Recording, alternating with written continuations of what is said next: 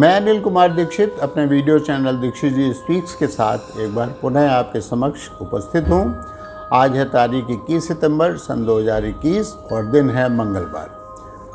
अपने वीडियो में मैं अपने सभी श्रोताओं और दर्शकों का स्वागत करता हूँ, उन्हें प्रणाम करता हूँ। हम आपके सामने भक्ति श्रृंखला के अंतर्गत श्रीमद् भागवत कथा के अध्यायों को सारांश प्रस्तुत कर रहे हैं।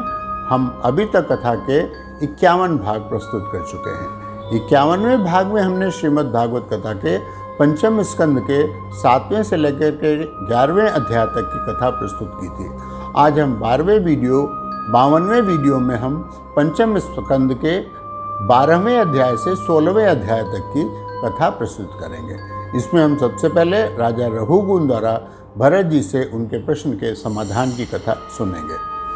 राजा रघुगुण ने जड़ भरत को प्रणाम करके कहा, विनयपूर्वक पूछा कि जो आपने कहा कि भार उठाने की क्रिया और उससे जो श्रम रूप होने पर जो फल प्राप्त होता है, वास्तव में प्रत्यक्ष होने के बावजूद वह केवल व्यवहार मूलक है, सत्य नहीं है। ये तत्व विचार के सामने कुछ भी नहीं है। ये बात मेरी समझ में नहीं आई कि कृपया मुझे इसको विस्तार से बताने की कृपा करें। इस पर जड़ भरत जी ने कहा कि देखिए, पृथ्वी मूल है, इसके ऊपर 2 टांगों के ऊपर शरीर खड़ा हुआ है, उसके ऊपर टांगों के ऊपर धड़ है, धड़ के ऊपर जो है सिर है और सिर के नीचे कंधे हैं, उसमें गर्दन है और दिमाग के अंदर बुद्धि होती है।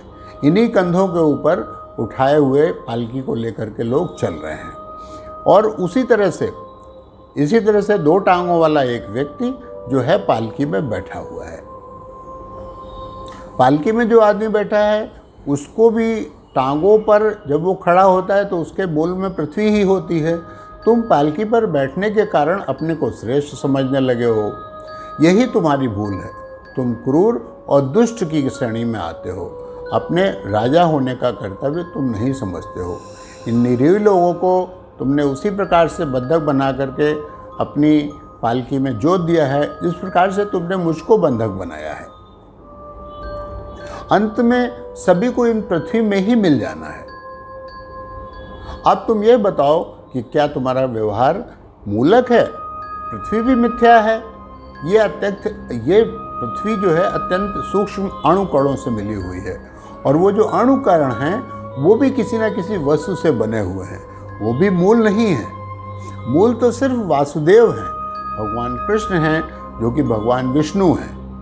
वासुदेव में मन लगाने से ही मन की शुद्ध होती है और वो जो अणु भी जो बने हुए हैं वो भी भगवान के अंश हैं। इस दुनिया में जो कुछ भी है सब भगवान का अंश है, इसलिए हमें अभिमान नहीं करना चाहिए। जब भरत जी ने बताया उनको कि मैं पूर्व जन्म में राजा था और सदैव भगवत भजन में लगा रहता था, लेकिन एक मृग शावक के प्रेम में पड़ जाने के कारण मुझे मृग योनि प्राप्ति हुई, लेकिन पूर्व जन्म को कर्मों के कारण मुझे मेरी स्मृति बनी रही और मैं सांसारिक बंधनों से दूर फिरता रहा, जिससे कि भगवान का लोक मुझे प्राप्त हो।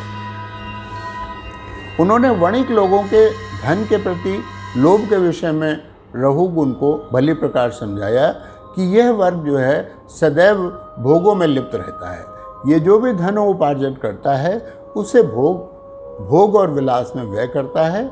इसलिए हे राजन रघुगुण, तुम भी अभिमान छोड़ो और भोगों को छोड़ करके भगवत रूपी खट लेकर के अपने अभिमान को मार डालो और प्रभु चरणों में हृदय लगाओ और प्रजा की सेवा करो।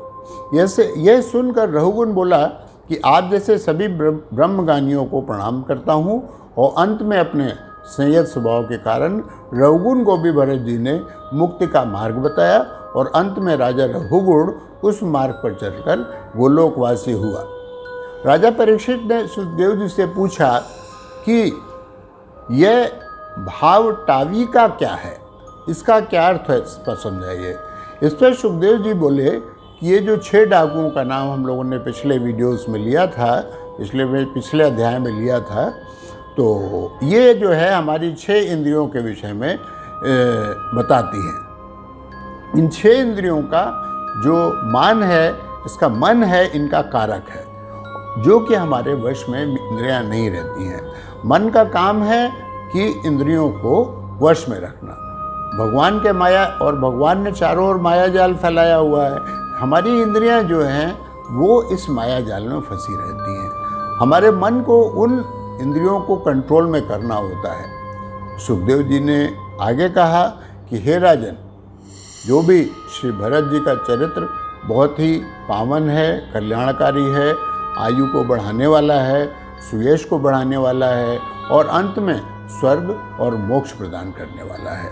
हमको उन्हीं के प्रकार से जो उन्होंने शिक्षाएं दी उस पर हमें चलना चाहिए। सुखदेव जी ने राजा भरत के वंशजों के विषय में बताते हुए बताया कि उनके वंश में एक राजा गए हुए और जब उनका वंश का अंत हो गया तो उसमें राजा विराज हुए। इन लोगों ने भी बहुत ही यश प्राप्त किया और अपने राज्य को बड़े ही सुचारू रूप चलाया। सुखदेव जी ने आगे बताया कि जब राजा बलि की यज्ञशाला में विष्णु जी ने त्रिलोक को नापने के लिए अपना पैर फैलाया तो उनके बाएं पैर के नख से ब्राह्मण की सतह का ब्रह्मांड की ऊपरी सतह का एक भाग फट गया और उसमें से छेद हो गया। छेद में से एक जलधारा निकल पड़ी जो कि भगवान शिव ने अपनी जटाओं में रोक ली और उन्होंने अपनी एक जटा से को खोल दिया जिससे कि जलधारा निकलने लगी। उससे 4 नदियाँ बनी। उन्हीं में से एक जो सबसे पवित्र नदी थी वो गंगा नदी थी, जो कि जाकर के खारे समुद्र में मिल जाती है। इस प्रकार से श्रीमद् भागवत कथा के 5वें अध्याय के 18 अध्याय तक की कथा पूर्ण हुई है। आगे की कथा का वर्णन हम अपने अगले वीडियो में प्रस्तुत करेंगे। तब तक के लिए हमें आज्ञा दीजिए। अपनी टिप्पणियों से हमें अवश्य अवगत कराते रहिएगा। आपसे निवेदन है कि कथा का वीडियो यद्यपि मैं व्हाट्सएप ग्रुप पर डाल देता हूँ, लेकिन आप इसमें दिए हुए लिंक पर क्लिक करें और YouTube पर जा करके इस कथा को सुने तो आपको ज़्यादा अच्छे से कथा सुनाई देगी। तो अब आप सभी लोगों का मैं धन्यवाद करता हूँ और आप सभी को मैं प्रणाम करता हूँ। अगले वीडियो में फिर मिलेंगे, तब तक के लिए नमस्कार।